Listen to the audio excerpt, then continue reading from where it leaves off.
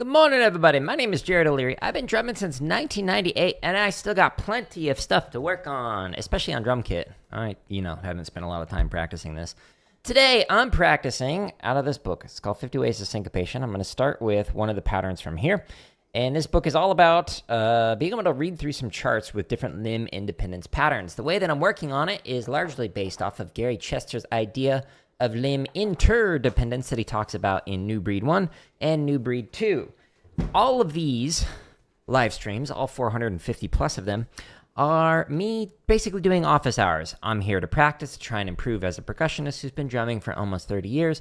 And if people have some questions about how to get better at performing or teaching, then I will often answer them. In all of these videos, live streams, there are timestamps in the description showing what I was talking about or what I was practicing. Now, because I've been drumming for so long and because I have a bachelor's, master's, and PhD in music education, people ask me questions about how to get better as a performer or as an educator, and I will often edit those answers and put them in this drumming tips playlist. This has over 15 hours of drumming tips inside of here with a ton of different topics.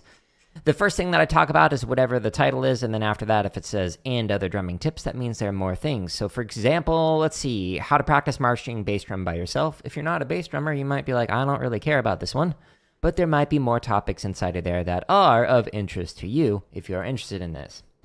Good morning. Hey, I appreciate you stopping in again, Brian. Good questions as always. Well, the last couple of streams have been great.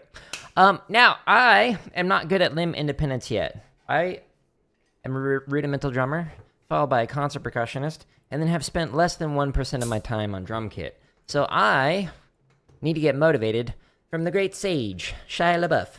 So Shia is here to help me get motivated to do limb independence today.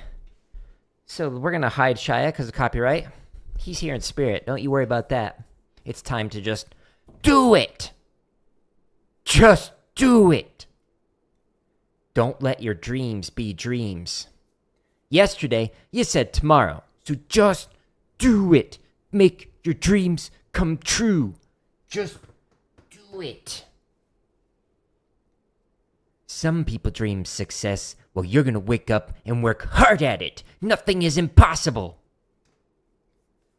You should get to the point where anyone else would quit. And you're not going to stop there. No, what are you waiting for? Do it. Hours late. Just do it. Yes, you can. Just do it. If you're tired of starting over, stop giving up. Oh, wow, Shia LaBeouf. So motivated. I am ready to work on limb independence. Now, I have taken Dom's book and I put it into the spreadsheet. This spreadsheet keeps track of how am I doing on all the 50 different ways that Dom has written it out in his book, and as well as some variations that I've come up with myself. So for example, pattern number 2, this is your very basic ding, ding, ding, ding, ding. So you're just doing ding, ding, ding, ding, ding, hi-hats on 2 and 4, and you read eighth notes on the snare drum. Anything longer is on the bass drum, etc. Now, across all the times that I played this in the last year or so, I've got data on it. So the first thing that it talks about on here, or it keeps track of rather, is the starting BPM, and then the quality of the playing, and then how did I feel with it? Was I having fun? Was I making progress? Was it out of control? Etc. Column A right here is averaging across all these times. When I've played this particular pattern, it's been technically proficient. That means I'm able to play the ink on the page, it feels comfortable when I'm doing it, etc. That is like the base minimum standard that I'm going for with all these patterns. The ones that sound musical go to the next level, where I'm adding in extra timbres and textures, some extra sonic characteristics that are not on the ink on the page that make it sound more musically interesting. So ideally, all of these are going to be musical, but for right now, I'm trying to get them all to at least technically proficient. Now, I'm skipping all of these ones that are technically proficient and musical, and I'm focusing on the ones that are meh, they're just kind of like, it's all right, or the ones that need a lot of work. Right now, there are 3 left that I need to be able to go through on here. So the one that I'm starting off with first is this one. Let me put it on the screen. It's a Baião pattern. So the Baião pattern If you're on the vertical stream, it's right here. If you're on the horizontal stream, it's the pattern that's right there. But the foot pattern goes like this. Right, left, both. Right, left, both. Right, left, both. Right, left, both. Boom, boom, boom, boom, boom, boom, etc. Now, when doing this, the previous pattern that we worked on with this foot pattern was like this, where the ostinato was in the right hand on the ride, and the left hand was a reading through the charts. But this one switches it up. So now I'm actually going to play the melody, the chart, in the right hand, and the left hand is going to fill in with ghost notes. So I'm going to be playing bum, ba, bum, bum, bum, ba, bum, bum.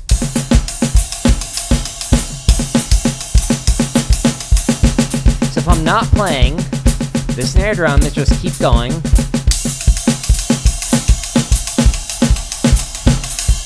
And it just fills in whenever I'm not playing on the right hand, okay? So the way I'm going to do this is with the charts that are on my YouTube channel and on my website. Today, I'm going to practice this one at 180 BPM. So if we go to my website or to the home tab of YouTube, I've got over 2,000 free exercises to work on stuff. There's 80 chop exercises if you're a rudimental drummer like myself. There's over 1,000 grid variations to work on different rudiments. Highly recommend focusing on rudiment on one. I'll come back to this section in a minute. There's almost 500 marching bass drum exercises. Focus on the timing ones while marking time. And then you can get into the wackier stuff like the splits timing. There's a bunch of drumline cadences in score format. There's almost 400 technique exercises. Just click on one of these playlists to work on stick control or to work on flams or dynamic rolls, endurance speed, whatever. Just find a playlist that looks interesting, and then odds are there's like a ton of exercises inside of there. And then in the tips and lessons section, there's these scripted lessons like how to hold traditional grip or how to develop limb independence on the drum kit. And then this playlist is the one that I mentioned earlier that has over 15 hours of drumming tips from the questions that people have asked on the streams. Now, the section I'm focusing on today is this one, limb independence. Now, I'm doing a straight pattern, and I'm doing it at 180. So I'm going to go to the straight charts as opposed to the swung ones down here. And I'm doing it in here from 160 to 240. So I'm just going to go ahead and start off with the very first set of charts. They're in groups of 5, and there's a total of 55 charts in here. So that way you can practice sight reading while doing this the entire time. And that is not the resolution I would like. There we go. What's the toughest show book I've ever played? Oh, I don't know. In terms of like one that I marched with, it was definitely one of the Academy ones. Because, like, my high school book was not very difficult. The college books were not very difficult because we had to learn them in, like, a week or two. In 2003 Academy, we played the Cadets 2000 drum solo. And I had one of the solos on there. So if you, like, look up Cadets 2000, the one with the tenor break where they're playing, like, behind their back. So, like, they're, like, and they do, like, singles behind their back. And then they, like, run around the tenors. Our drum line played that whole solo, and I had one of the, I had the second snare solo, so the duet with the bass drummer. But yeah, that was probably the hardest one, but I'm also kind of forgetting 2004, 2005, what we did for that, so that's just my guess. But if you look up Cadets 2000 drum solo, we played that for Academy in 2003, and it was fun. It was a good one. What about you, Brian? What's the hardest one that you've played?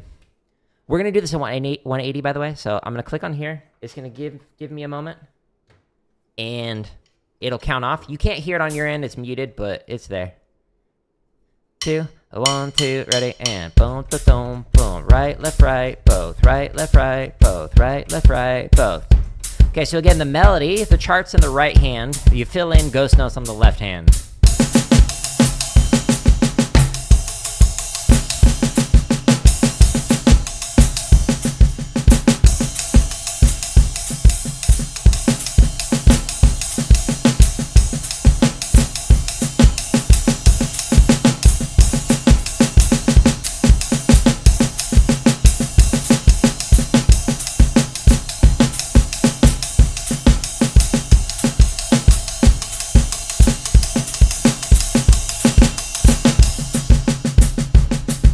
Tricky. Fun.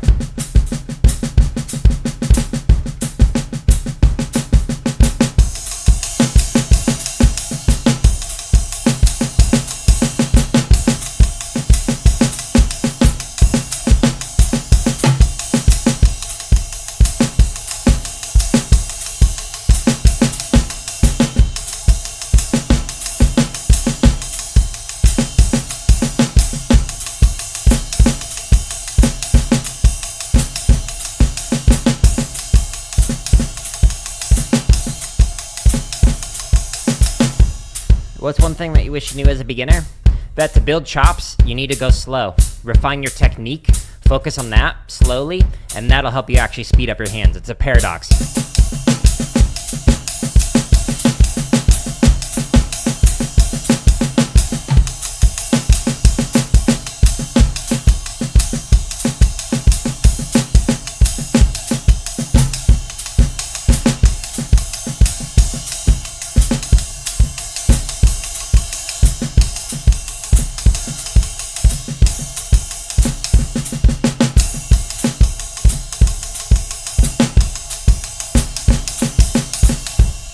That's why I've got like almost 400 technique exercises, and they start at like 40 beats a minute or like 20 beats a minute, and I've only got 80 chop exercises because the technique exercises, I wish I spent more time on it.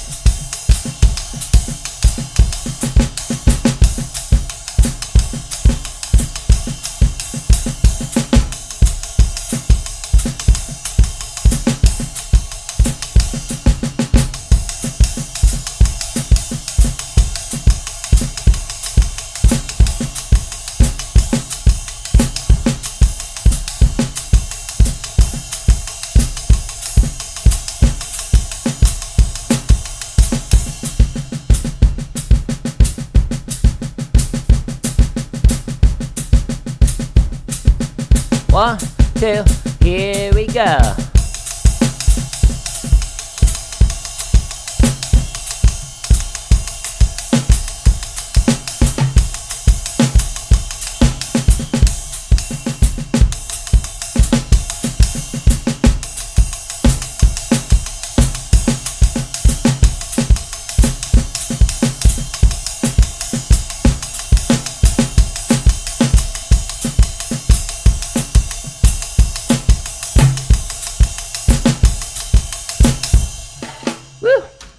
Couple of reading errors, but otherwise it felt mostly technically proficient. So not bad, not bad. That's a fun one. Cool. Make a progress on it. Yeah. All right, so let's stretch and massage, and then we'll get into the next pattern. I'll go ahead and paste the next pattern up on the screen so you can get a preview of the wackiness that is to come in about 4 or so minutes.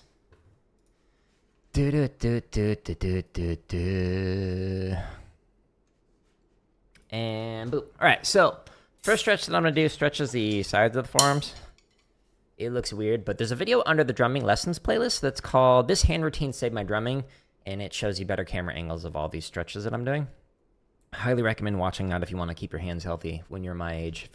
I'm 40, so I've been drumming for almost 30 years and can still play because I take care of my hands and whatnot. Next stretch that I'm going to do is going to stretch the underside of the forearm, so I'll do this. But Brian, your question about like what do I wish I knew when I was a beginner is like focusing on the basics, refining the mechanics, the technique, etc. That is what gives me the biggest bang for the buck. Which is why when I'm like not doing these like shopping spree preview streams, why I just sit there and like work on like a basic roll exercise for like an hour from like 40 to like maybe 60 beats a minute, just going up one click at a time. And I experience better improvement in my sound quality, my technique, etc. by focusing on stuff like that. And when I was younger, like when I was a freshman in high school, I got the Blue Devils Book of Drumming and started learning stuff for like 13th hour. Because I was like, oh, well, let's learn the hardest thing that I possibly can. And so I learned all this stuff and played it poorly. And I spent all this time focusing on trying to play fast, when the reality is you get faster when you refine your technique slow. I'm stretching the top side of the forearms now, so I'm just doing 2 at a time. So that's what I wish I knew when I was a beginner. And I tried to emphasize that with the students that I'd work with, and some of them just didn't believe me. They'd be like, no, you were just born this way. And it's like, how many stories do I got to tell you of how bad I was when I first started drumming? I've certainly shared plenty of those in the drumming tips playlist and on streams and whatnot. So yeah, that's what I wish I knew. What's the most annoying thing non-percussionists say about drummers? I try really hard to not focus on what people say, but like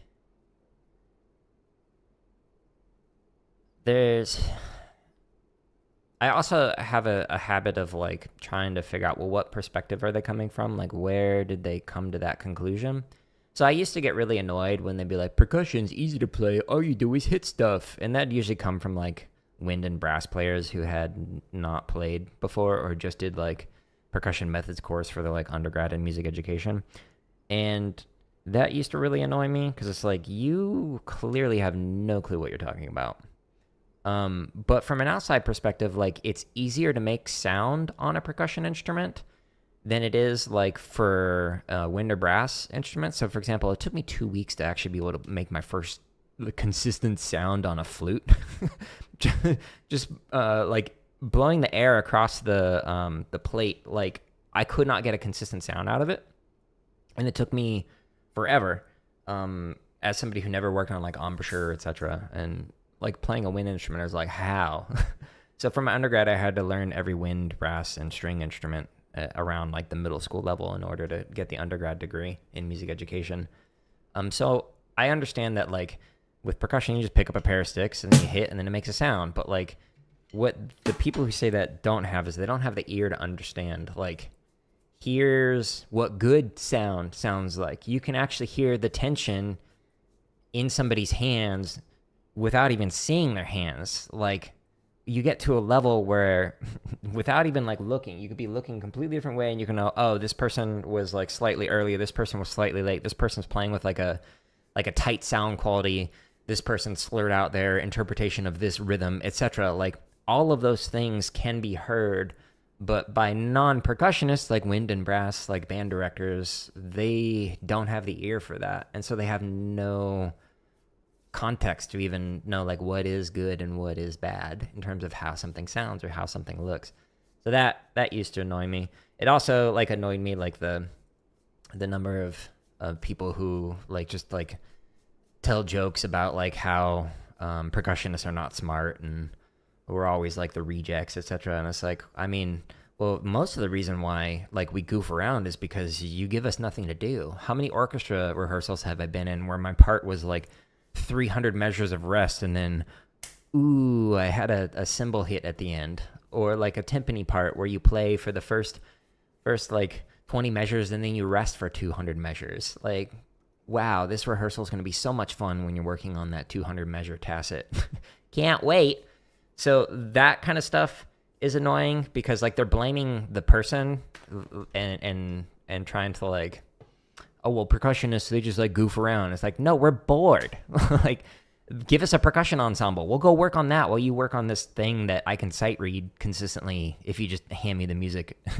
Like, that's like a lot of the wind and brass parts is just like cut and paste the exact same ostinato over and over. And it's like, this is not challenging. It's not mentally stimulating. It's not interesting by any stretch of the imagination, etc. So like that, I guess, was another thing that used to annoy me as a like percussionist, hearing stuff from non-percussionists.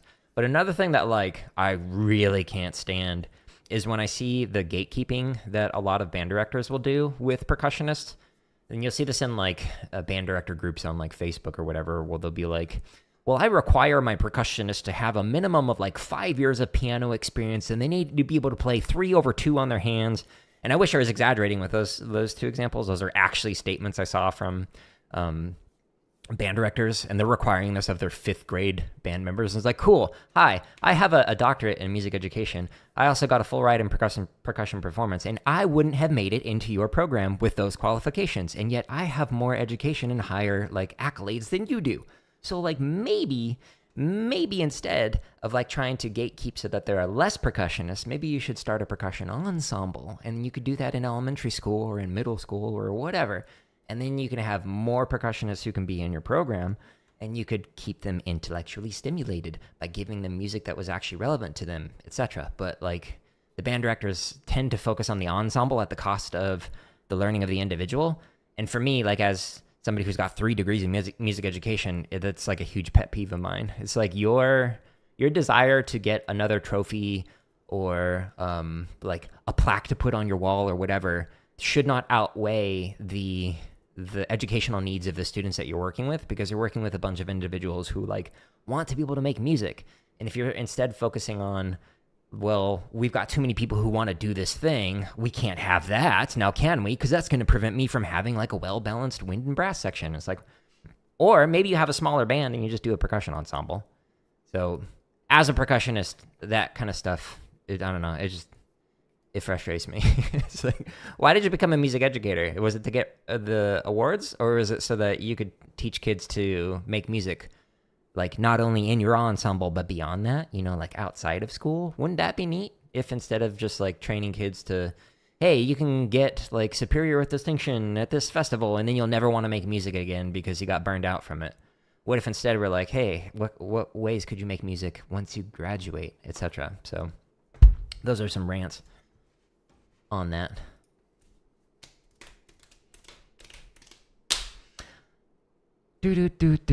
Okay. So I just went through a whole stretch and massage routine while I was doing that little rant there. You can actually find a better camera angles for that, like I mentioned. If you go to the home tab and you scroll down past all the thousands of free play alongs and whatnot, inside the tips and lessons, this playlist has over 15 hours of tips where I'm like answering questions on the stream. But this one has some scripted stuff where I try to make it as short as possible. So the stretch and massage routine that I just went through is outlined in this one. This hand routine saved my drumming. It's 3 minutes long, and it's got a variety of stretches in here with like better camera angles. So you can see like, here's what that first one looks like that I was going through. And then it also shows like some extra stretches, like if you do rotary motions, like traditional grip, like I used to do when I marched, or if you do Stevens grip, like I used to do when I played marimba and stuff. It gives you a stretch for that. It also gives you a stretch at the very end for what you can do if you have like a carrier. So this one stretches like the shoulder and then the neck and whatnot. So it's 3 minutes and it could like literally save your drumming. So I'm not exaggerating with that. Like I almost had to stop drumming because of hand injuries I was getting. And then doing stuff like that and fixing my technique made it so I can keep drumming now at 40 years of age. Okay, so the next pattern I'm working on, I've got it pasted right here on the vertical, and then again, it's right here on the horizontal. This one's kind of hard to explain. It's wacky in all the best ways. So the Baião pattern that we're just doing, the very first version of this, pattern number 37 from Don Moyle's book, 50 Ways to Syncopation.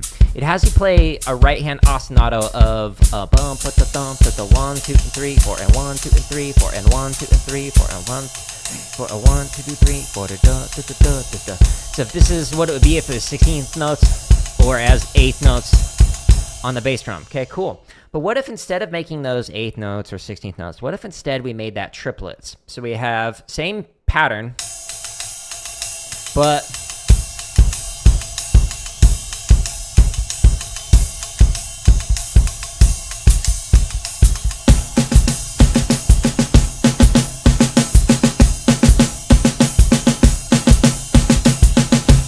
that's the pattern that I'm playing in my right hand on the ride cymbal, okay? So the way I'm doing this is I'm putting the hi-hat on 2 and 4, so it goes like this. Bump, bump, bump, bump, bump, bump, bump, bump, bump, bump, bump, bump.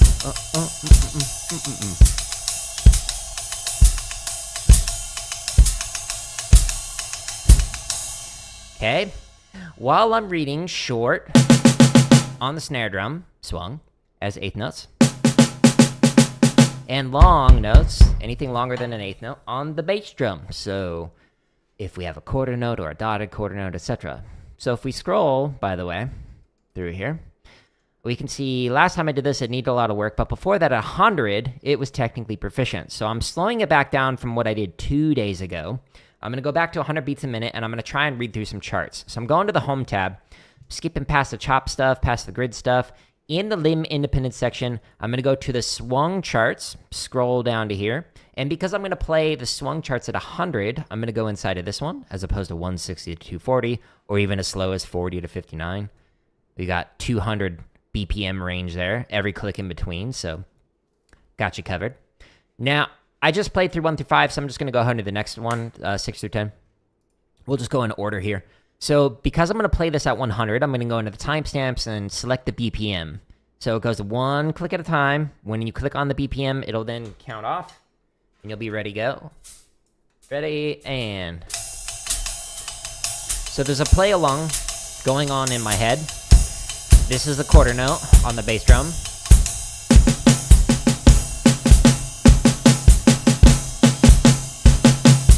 1, 2, 1, 2, here we go.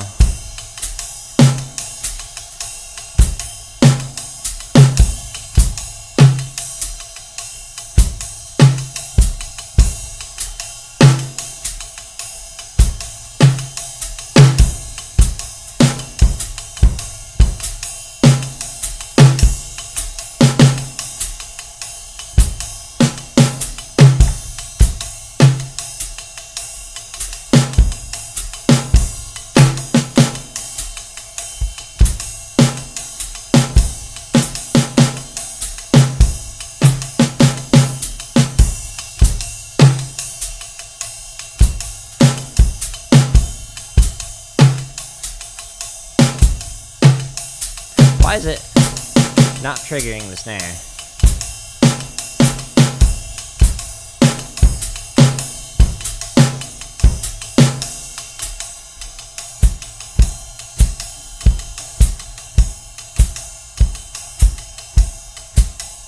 Adjusted the drum trigger. 1, 2, 1, 2, here we go.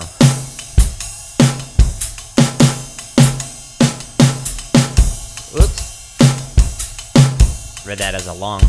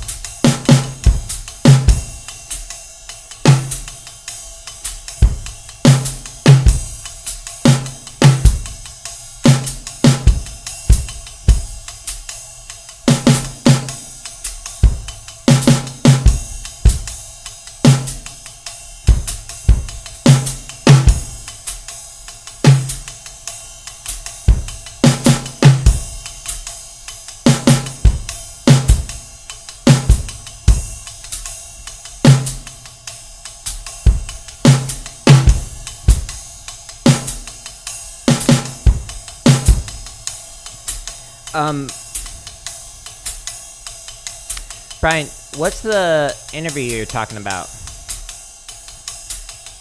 What is that? That's not something I'm actually familiar with. Maybe that's something they've started doing since I stopped, like, doing auditions 20 years ago.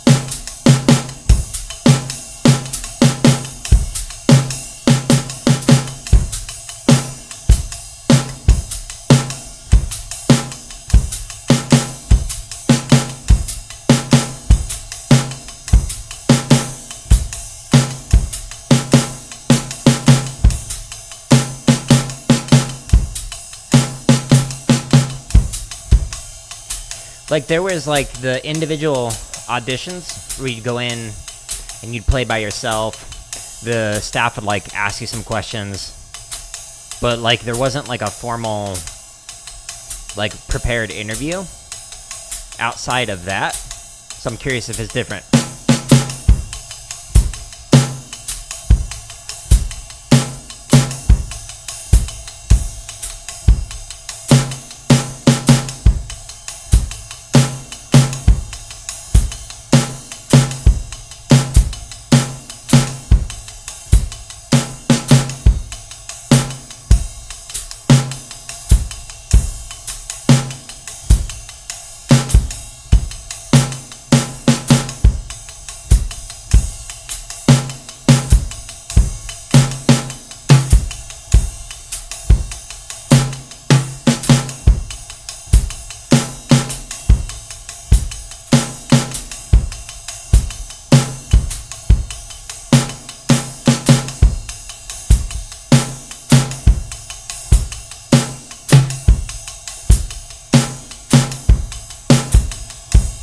Sweet. All right, so that was mostly technically proficient. I'm actually going to try the next set of charts, so I'll just go ahead and hit 11 through 15. And I'm going to try it at 110. So I'm going to try at 10, clicks faster, and we'll see how that goes. Don't sit people down and ask them questions about interviews like a job. Why do you want to join? I don't know. That would make sense if they did that, because you want to make sure that like the person... Like, do they have the finances to make it? Do they have the like ability to attend rehearsals, like the time to be able to do that? Do they have like what's their goal here? What's their overall vibe? Are they like difficult to work with? Do they seem like they'd be fun to teach and like willing to learn? Stuff like that I could see asking questions about, but they didn't really do much of that when I was in it. Maybe it's because I knew the instructors knew me, so like there was less questions related to that. I don't know though, but yeah, that makes sense if they did that. But I don't know what they're doing today within the modern like DCI scene, so yeah, I don't know. But for the individual stuff, what they'll usually do is like every individual is going to be different. So like Academy was different from Blue Devils, which was different from Vanguard, which was different from like the college drumline that I was on. But sometimes the staff will be, they can't see who you are, like they'll face the other direction, and so they don't know who you are, and they'll ask you to not talk, and then you just play through some of the exercises in the packet, and then they might be like, play something that shows off your abilities for like a minute. So it might be like a shopping spree or a show excerpt or just improvise or whatever. Stuff like that. But it's very basic usually. It's like play the stuff we ask you to prepare, and then they might ask you to like to mess with you a little bit, where sometimes they'll be like, all right, now play grid with flam accents. Okay, now play grid with flam accents and do it at like I don't know, 40 beats a minute. Okay, now play grid, but do it backwards as opposed to forward. So they might do some stuff where they're like trying to see, can you pick up on stuff quickly? But every individual audition is different, and what this kind of things the staff will ask you to do, at least all the ones that I went to, they were very different. Some will focus more on the group stuff. Some will focus on individual stuff. Sometimes the individual is just like, hey, go spend a few minutes with the snare tech, just like playing through stuff where they'll like drum on the same drum with you, and just kind of see like how clean are you playing with the snare tech, and just to get a feel so you're outside of that group context. But yeah, probably one of the reasons why people don't talk about it as much is because every audition is different for it. Where you can get drum notes for free for a song. I don't know, actually. There's often a lot of like, if you just search for like drum charts or drum tabs, that's another way of doing it, where it's like using non-Western staff notation. So instead of using this, it'd use something else. But if you just search for like drum chart or drum tab on like Google, odds are you'll find something. Is it still quality? Yeah, so they want to see the consistency of your playing, the quality of your playing, and they want to see, are you a good student? Like, are you somebody who takes feedback and and like improves on it either like immediately, or takes feedback and goes, okay, cool, yeah, I'll work on that, and like willing to learn. So if you go into it and you're like, hey, what's something that I can do to improve to like set myself apart? Like that's stuff that instructors appreciate. Here's the quarter note again.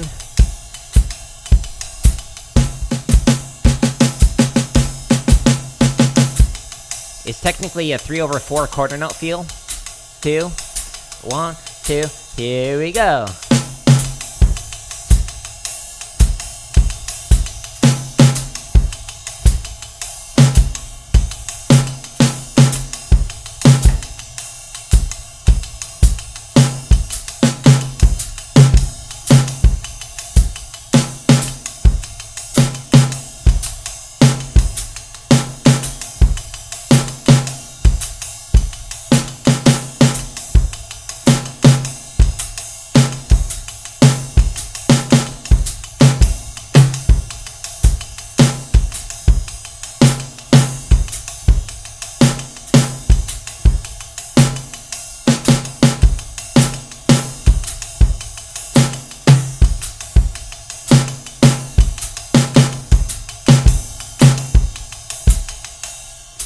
I'll flip the mouse upside down so it actually shows us the bottom line. One of the things that you can do, Brian, is actually look for people talking about their audition experience at whatever group you're trying to get in. A lot of people share that on social media nowadays.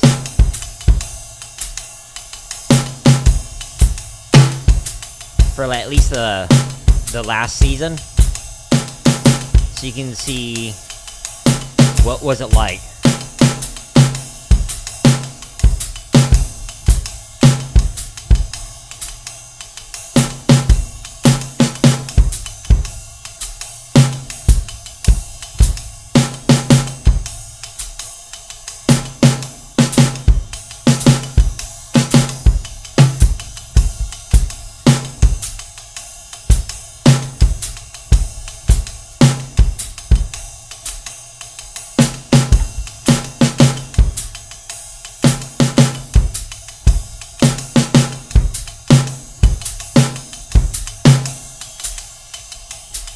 And then if you look at like the audition experience for like different cores, you'll start to see that like they're very different and also the very same for some things. But every experience, every year will be different.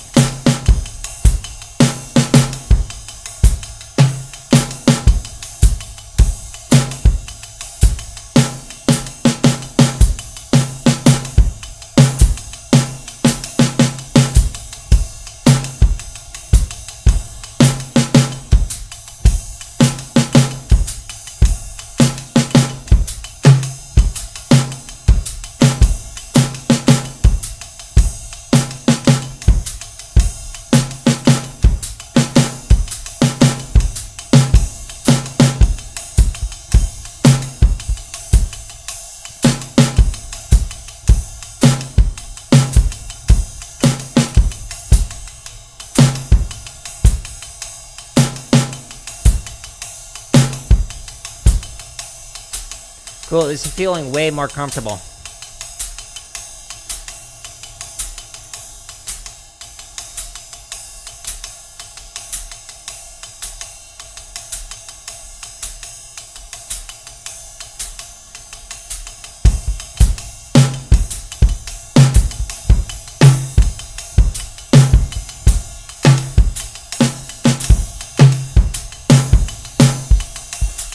Wait.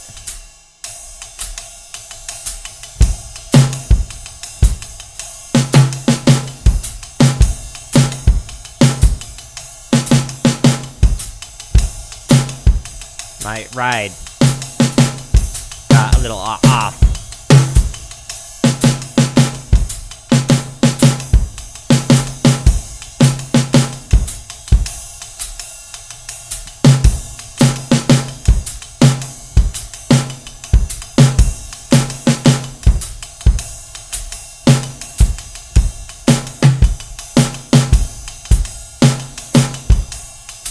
Yeah, I started playing the next ride pattern that I'm gonna do.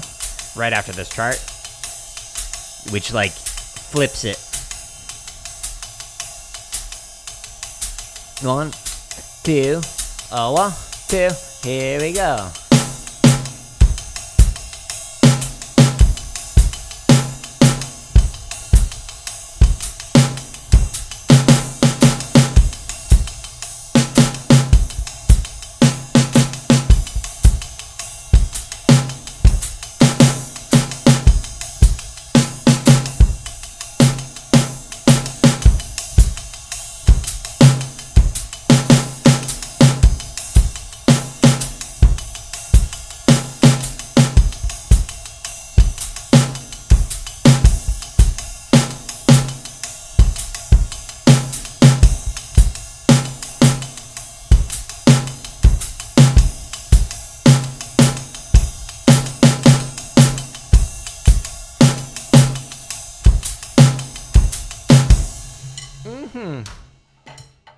Cool. So overall, it was much better than was 2 days ago. So it was technically proficient, and I was making progress on it. And then same thing for at 110 beats a minute, technically proficient, making progress on it. So next time I'm going to try starting at 110, and we'll see how that goes. So the next pattern that I'm going to do changes things up, but let me paste it here so you can see it. So pattern 53, another variation that I made up, but let's see. What if somebody just practiced technique? Will the instructors play someone who could play chops, but the person who knows how to play chops has slightly worse technique? Every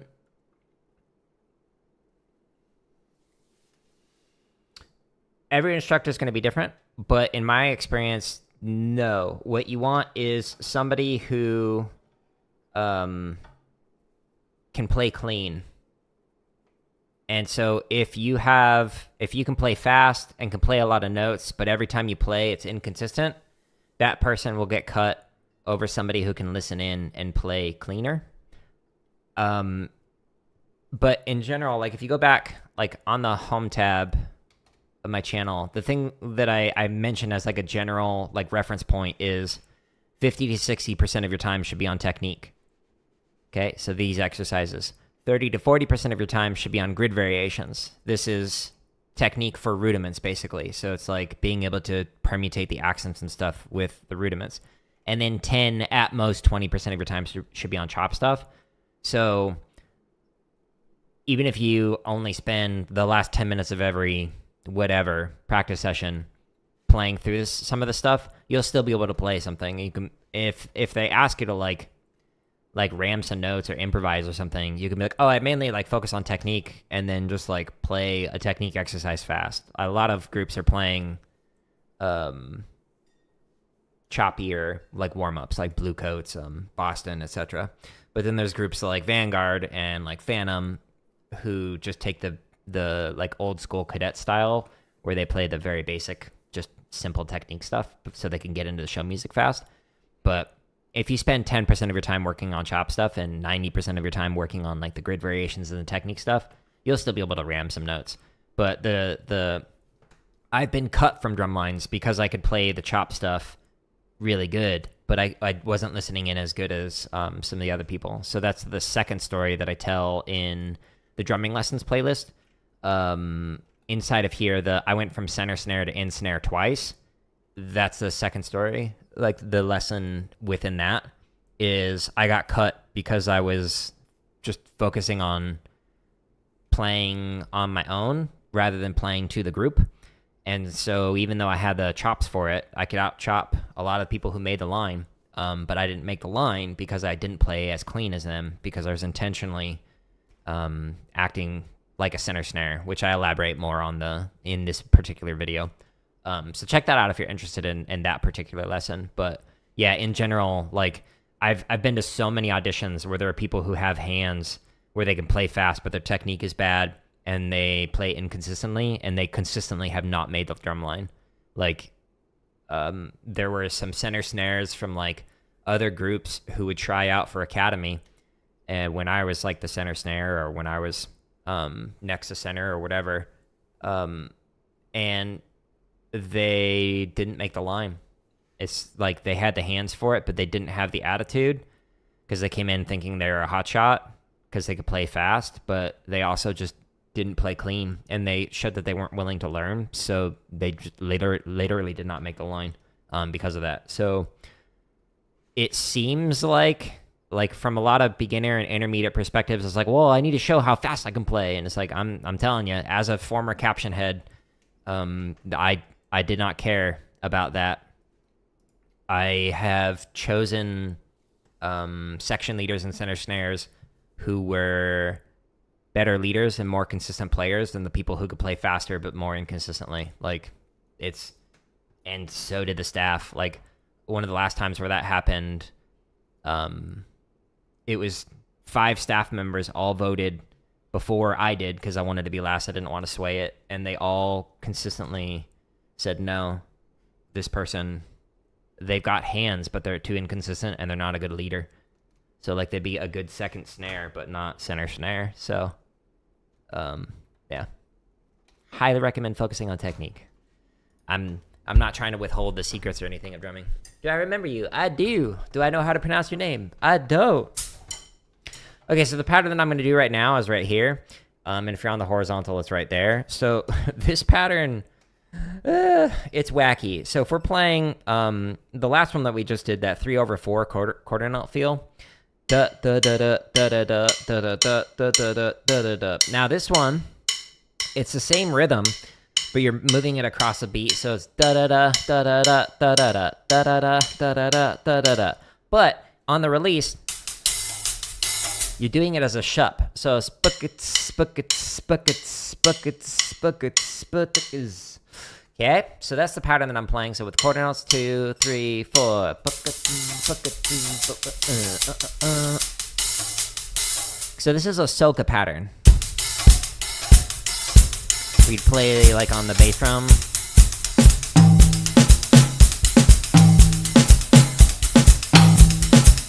Something like that. But we're doing it as a 3/4 feel. Kalid, welcome back. So it's weird. So the way we're going to do this is I'm going to go back to my home tab, and I can't read charts with this one yet. It's too hard for me. I'm learning it. This is a practice stream, not a show-off stream. So I'm literally showing you from ground up how I'm trying to work on this pattern. So I'm going to go into the 8th note timing exercises and do some swung variations inside here. So I'm going to do the swung permutations variation 5. And I'm going to do it at 100 beats a minute. So I'm going to go inside of this one and then choose 100 for the BPM. And I'm going to try playing along to this just on the snare drum. I'm ignoring the bass drum entirely right now. But I don't even know if I can play it. We'll see. 1, 2, ready, and...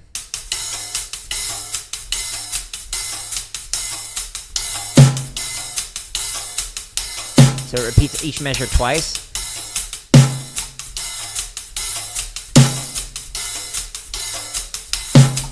That's in between the notes on the hi-hat. It's on the second note of the hi-hat. That's on the release, on the shup. This is on the downbeat. There. Of the hi-hat, that is. Second note. And in between the hi-hat as a pickup. 2s. Sorry. Talking screws me up.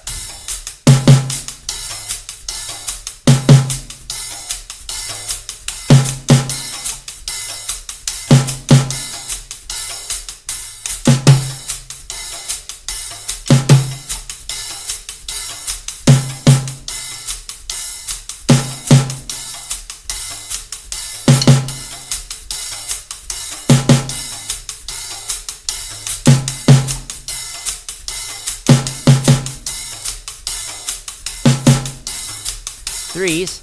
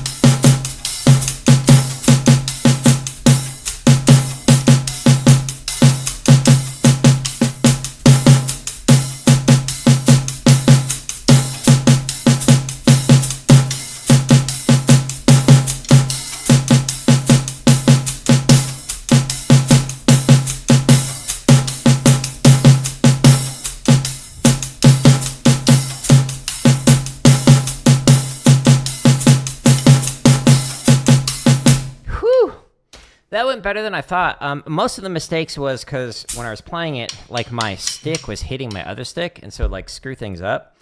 And I'm feeling like I have to play like super loud with the left hand because this drum trigger is just like not picking up all the snares as much as I'd like.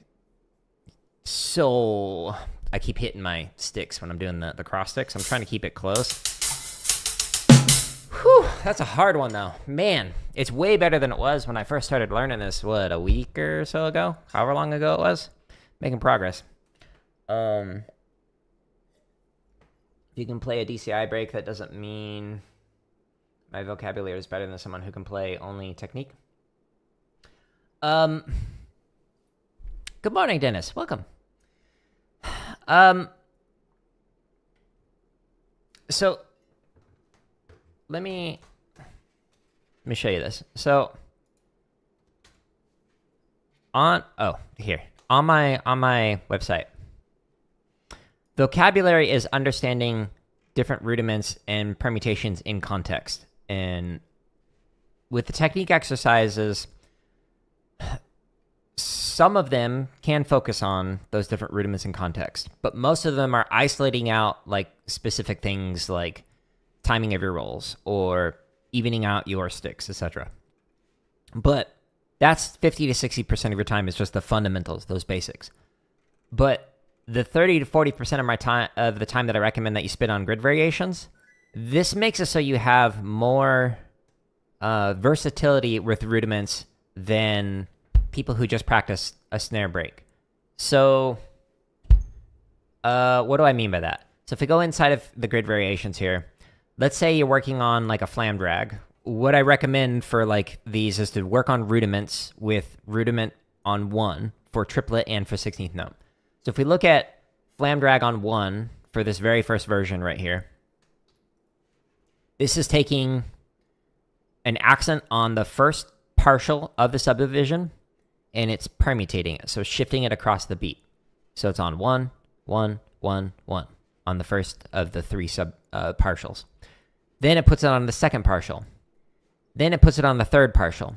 And that's for 4 counts total. So 4 counts, 4 counts, 4 counts of each. Then you do the same thing, but it does 2 counts of each. 2, 2, 2, and it repeats it. 2 on the first partial, 2 on the second partial, 2 on the third partial. And then the 1 pattern does 1 on the first partial, the second partial, the third partial. Okay?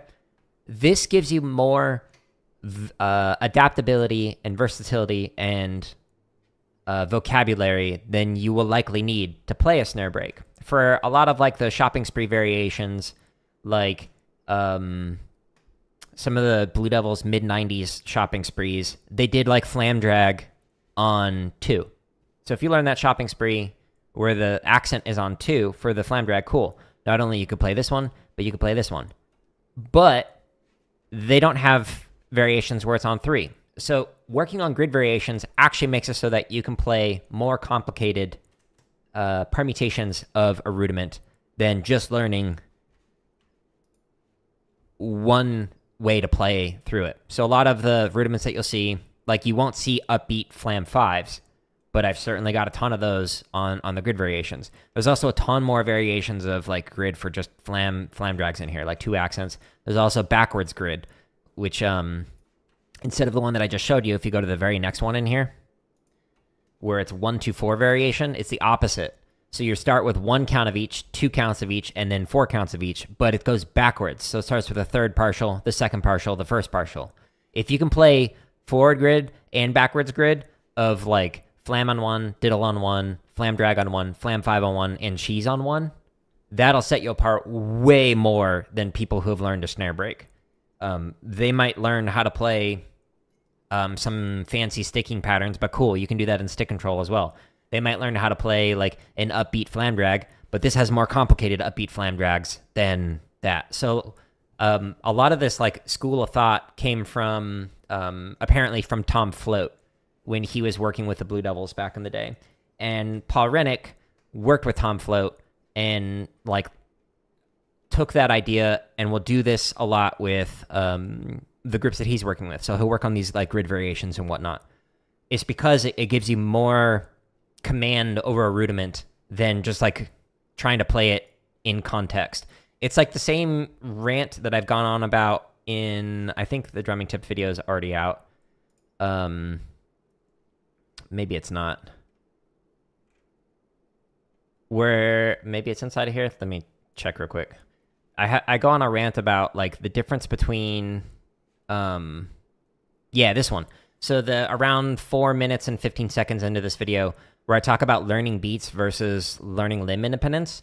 It's the same thing with rudimental vocabulary. So if you are learning one way to play a beat, and that doesn't align with what the bassist and guitar player is already doing, how do you match to them if you've only learned one way to play it? But if you've learned how to shift things around to move the bass drum, make it more versatile, more adaptable, same thing with a snare drum, then like the ways that I'm doing with this limb independence pattern, as opposed to learning like a single way to play a beat, it allows you to be more musical with it. So I rant about that for like 3 minutes, it looks like, on there. So if you want to learn more about that, you can in relation to drum kit. But it's the same thing for rudiments. I've seen far too many students who did what I did when I first was working on rudiments, where I learned how to play like a shopping spree. And then when I got into a grid variation where it permutated the accent in a way that I wasn't used to, like let's say I was doing flam fives with 16th notes. So if I go into here and there's like a flam five that I had not covered in a shopping spree or something, like this one. So where the accent's on 4, like if you all of a sudden run into that in a show music or an exercise, it would be very difficult to like learn how to play that. But if you're already learning the grid variations, it gives you more control and understanding over the rudiments. So hopefully that makes sense. But so learning snare breaks allows you to learn a rudiment in a context, but it does not help you to apply that outside of that context, as well as if you are learning every permutation, every variation of like how to move around the accents, whether it's a single accent or 2 accents, or it's a forward grid or a backward grid, etc. I recommend spending like 30 to 40% of your time on grid variations if you're a rudimental drummer. But there's a reason why there's over 1,000 of these, is because it like really helps you out with the command over the rudiments. So the technique stuff, the 50-60% of your time working on technique, the reason why I say that is because that gives you like a better, consistent, more quality sound quality of like the mechanics of your playing, etc. So your overall general playing. But the grid variations give you a better control over each one of the rudiments, and then only 10 to 20% of your time on the chop stuff. So whether it's like these shopping sprees or chug variations or a snare break or whatever you want to work on, this should be a small percentage of your time compared to learning how to have adaptability and control and versatility over your rudiments, and then just better consistency of your overall sound quality and relaxation with your playing. If someone has a limited budget, what's the one piece of gear you say is worth investing in? I'd get a pad with a laminate on it if you're a rudimental drummer. So I talk about it in this drumming product review playlist. So if you're a tenor player, check this one out. If you're a snare player, check this one out. But I talk about and demonstrate what it sounds like with and without a laminate, but it's night and day different in terms of the articulation. The shorter you can make your sound when practicing, the more dirt you can clean up when playing along with these play-alongs. So if you have like a very resonant drum that you're playing on, where every time you hit it is like bow, bow, bow, all that extra articulation after that, or the extra resonance after that rather, will cover up the rhythmic mistakes that you'd get. So if you are doing like one of the double stop exercises like inside of here, you would not hear the dirt as well as if it were on an articulated surface. So that's what I recommend. But if you're not going for a physical thing, private lessons. I have studied with a lot of different people. Some of them only a couple lessons, some of them for months or years. And I've learned so many different things from so many different people who play different approaches. And that made me not only a better performer, but a better educator, because I was able to go, oh, well, this might work in this context, but in this other context, something that somebody else taught me might Might be more beneficial. Okay, so because I'm still learning this pattern, I'm going to try this again. And I'm going to try it at 100 again, and we're going to just try and read through it. So the pattern, in case you are not familiar with it, if you're just stopping in, it's the thing that's like here on the vertical and then right here on the horizontal stream. So it's a Soca feel, but instead of playing it as 16th notes like I am right now, if this is the quarter note on the bass drum,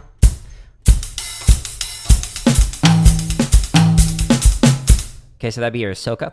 It takes that Soca feel, but it makes it as triplets. So tickets, buckets, buckets, buckets, buckets, buckets. So 1, 2, 3, 4.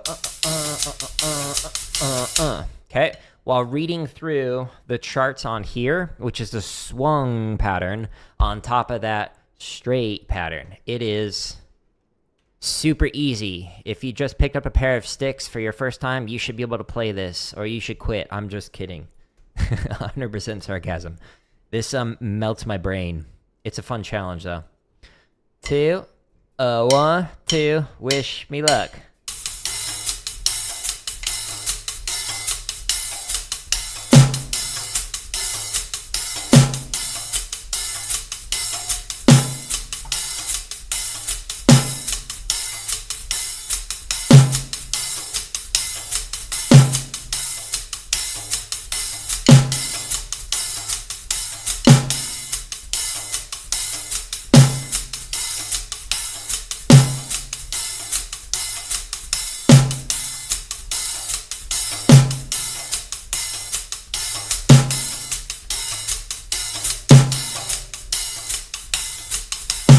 Here comes the 2s.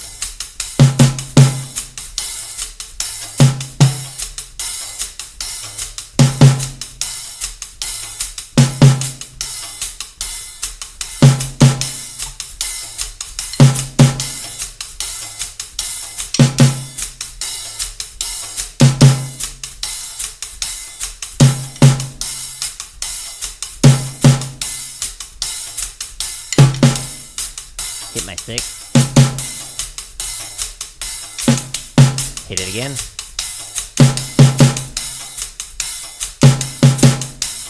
Here's the 3s. Ah!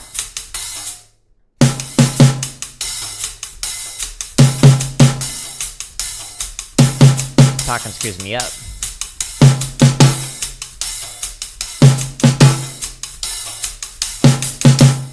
Oops.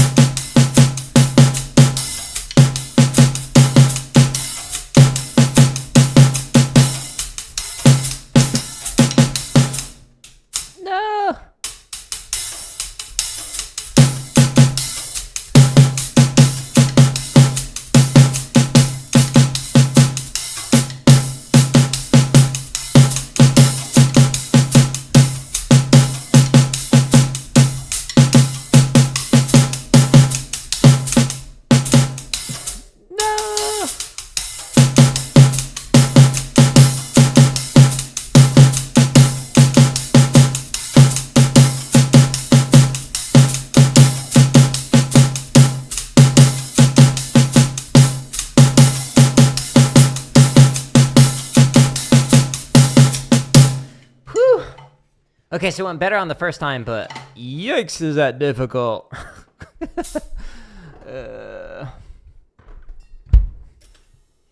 How do you know when it's time to push speed versus stay slow and clean? There's no answer that I can give that'll work for every scenario. But try and aim for like 20% of your time with like playing fast at most. And then the rest focus on refining. Like under tempo. Really refining stuff. In individual practice and whatnot. But yeah, there's no like, here's what you do in this scenario. So like you'll notice that like I'm staying at tempo with a lot of these drum kit stuff, which is different than when I'm doing like rudimental stuff. I'll slow it way down. So like these drum kit limb independence patterns, I'm not playing it at 40. So it's a different approach for like how I'm training my brain versus like on drum kit versus like on a pad. That was really cool. You just layered fat chords and it sounded awesome. That's awesome. Yeah, Dennis, that one's weird.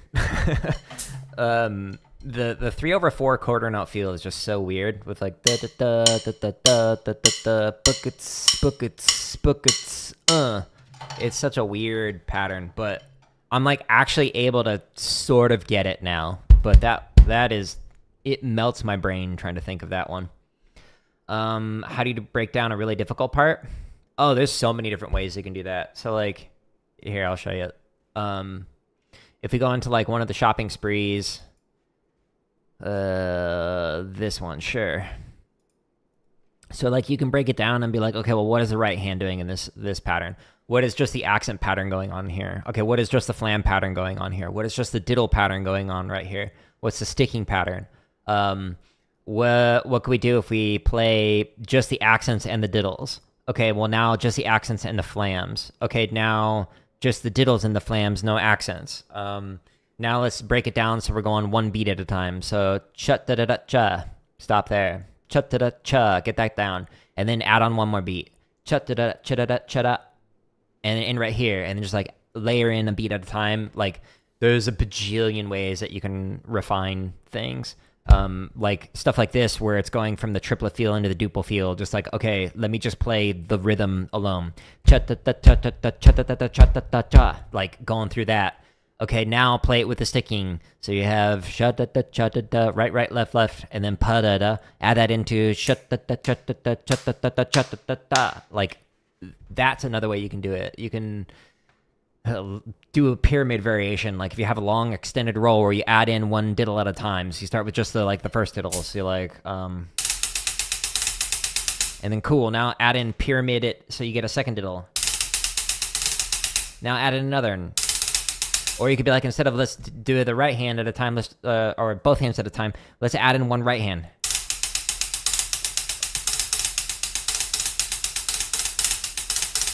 Okay, cool. Now we got the right hand down. Now let's do the left hand. These sticks are like eating it. They've got like dents in them and whatnot. This is what a fresh pair looks like, and here's what the current pair looks like right now. So like, it's got these like chunks missing out of it, so sometimes they like fly out of my hand a little bit. But yeah, Brian, there's so many ways. Experiment with it. So whenever you're playing anything, try and just think of like different ways to unpack it. So like a lot of people, what they'll do is they'll focus on what does the right hand play, what does the left hand play, what is the underlying rhythms. Those are like the most frequent things that people will do, but there's more than that. Some of it that I just outlined, many ways to approach it. Brutal for you, but fun and open for me. Hey, I'm glad you're having fun with it, Dennis. So am I. But I don't like nylon tips. Wouldn't they be more durable? Yeah, I don't like the nylon tips. They actually break more for me.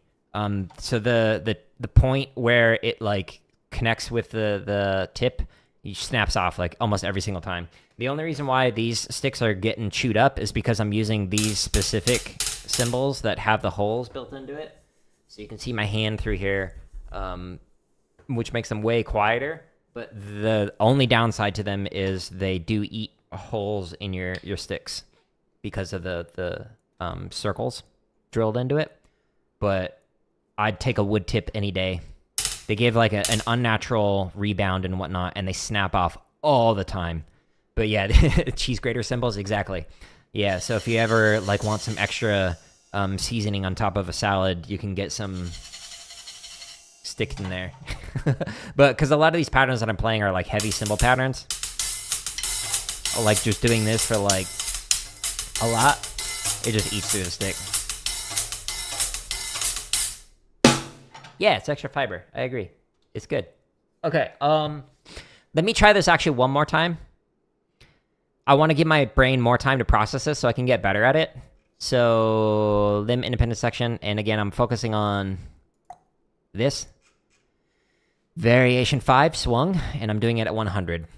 So, again, the pattern that I'm playing, buckets, buckets, buckets, buckets, buckets, buckets, So it's a Soca hi-hat pattern on top of triplets instead of 16th notes.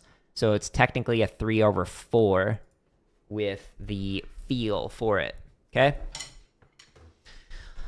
Here we go. Wish me luck.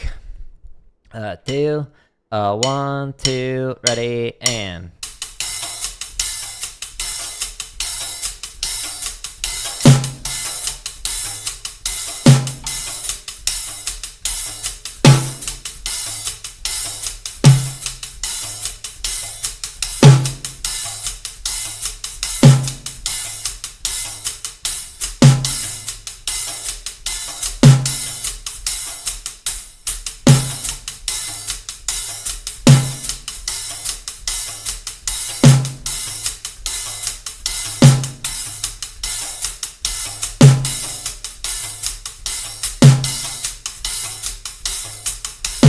Here's the 2s.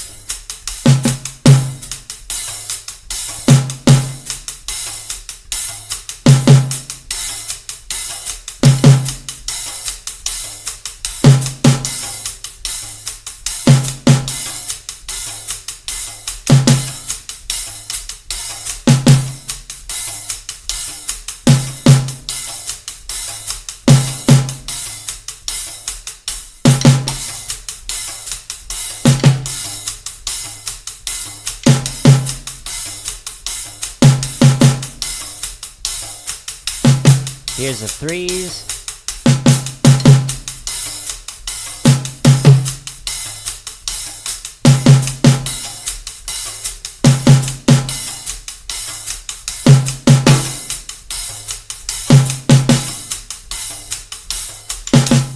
Hit my stick. Keep hitting my stick. Stop it.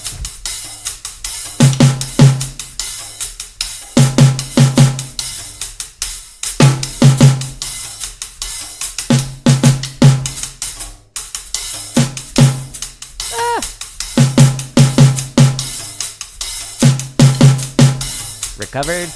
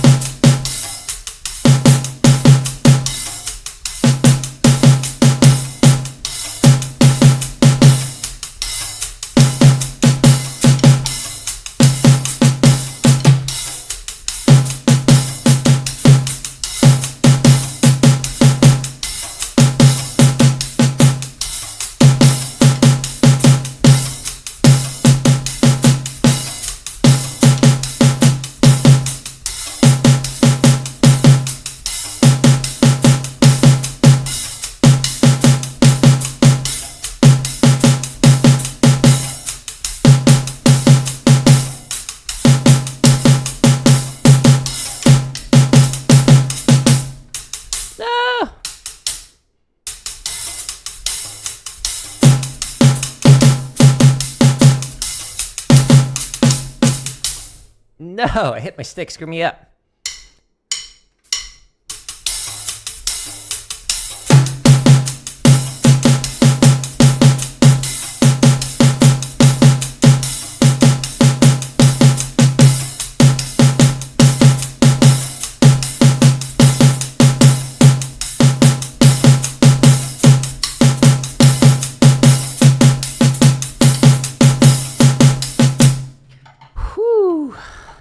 Man, that's difficult.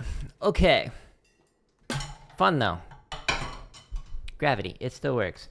Okay, so still have not graduated from that particular chart, but what I want to do next time is play through some of the other variations. Still needs a lot of work. It's really fun. Yeah, I agree. I like these last couple of patterns.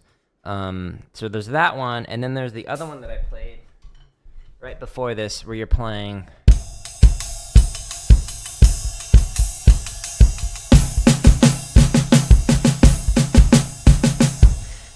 But-da-da, with the hi-hat on tune 4.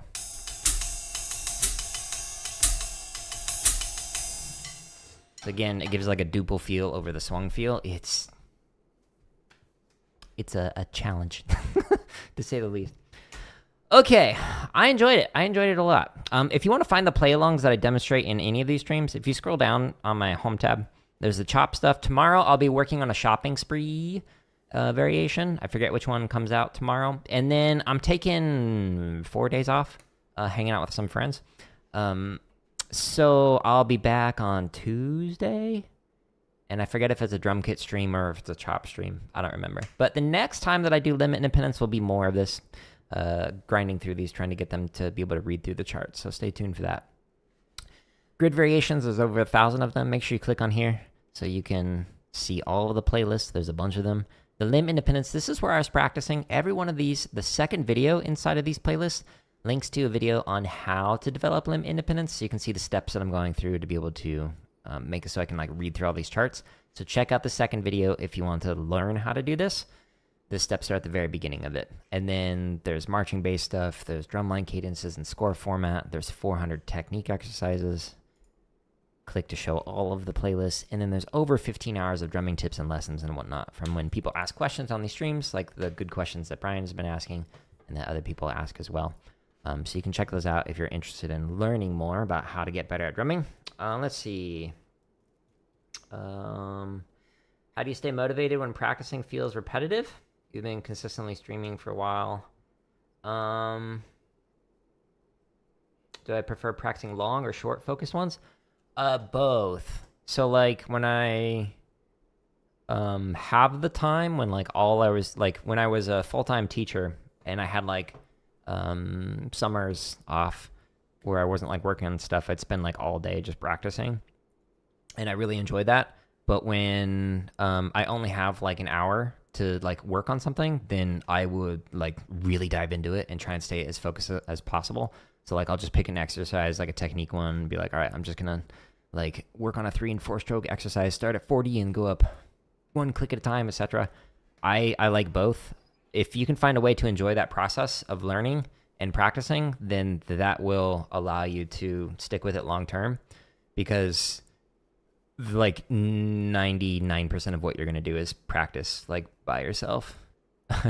So if you don't enjoy that, then, and all you care about is like performing in an ensemble, most of your time is going to be spent refining stuff, like in the woodshed, as some people call it, grinding out things on your own. So find ways to enjoy that. But in terms of like staying motivated and preventing the burnout, under the drumming tips video, the playlist was actually a video that recently released. So drumming tip number 105, what to do when you have no motivation to drum. So it talks about that, the motivation side of things, but then it also talks about, that's at the beginning, it also talks about like how to prevent burnout. And so that's like the second main chunk that I talk through in here. And I'm actually also playing drum kit on that. So check out drumming tip number 105 for tips on that. But motivation will fluctuate. It is not this like constant stream of like, I'm super motivated to practice. Like my wife can attest that there are days before like I jump on stream where like, I don't know, I'm just not feeling it today. I don't really want to practice. But I do that like motivational speech joke with Shia LaBeouf at the beginning. That kind of serves as like a mental trigger to like get me into the mindset to practice. So if you like go to any one of the drumming live streams, this is a mental cue that I use to just like, okay, don't take this too seriously, just have fun. And so I pick that goofy one to do it. Yeah, exactly. For any one of these, you'll see me do it at the very beginning, and that just serves as a way for me to just get ready for it. So like there's Shia LaBeouf, and then here's me doing the version of it. Find whatever works for you. Like put on a song that you really enjoy. If it's like a 3-minute song, just jam along to it, and it like gets you into mindset of like, all right, I'm in a fresh space to be able to practice now.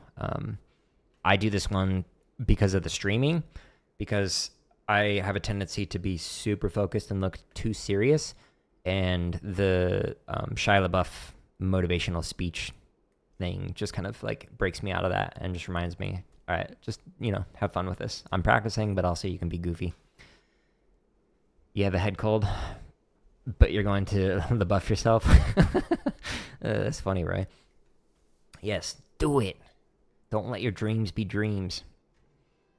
Anyways, I'm going to call it here. So normally I do a gaming stream, but I'm going to do the next gaming stream when Silk Song comes out next week. So taking tomorrow I'll do a practice stream, but then taking 4 days off, friends coming into town, so hanging out with them. And then I'll be back on Tuesday. So stay tuned for that. You can see the schedule, by the way. If anyone's ever curious, like, what am I doing? When am I streaming, etc. If you go to here, underneath any of the play-alongs or the drumming tips, if you go to stream schedule/schedule on my website, it shows you roughly what I plan on doing. So it says, like, when I'm not streaming and then what I plan on doing. Okay, so Tuesday will be a Limb Independent stream. Cool. That's good. Matinee is right. But I appreciate everybody stopping in. Matinee means like later in Japanese, by the way. If anyone's like, what is that? Anyways, if you enjoy any of these free resources, just share the website or share my YouTube channel, the home tab. There's thousands of them. Stay tuned for more. I'm working on a bunch of sight reading stuff in the background, so that'll be up hopefully in a couple of weeks. There's a lot, though, so stay tuned. But anyways, I hope you all have a good rest of your day. I appreciate the great questions, and appreciate you all stopping in. And yeah, goodbye.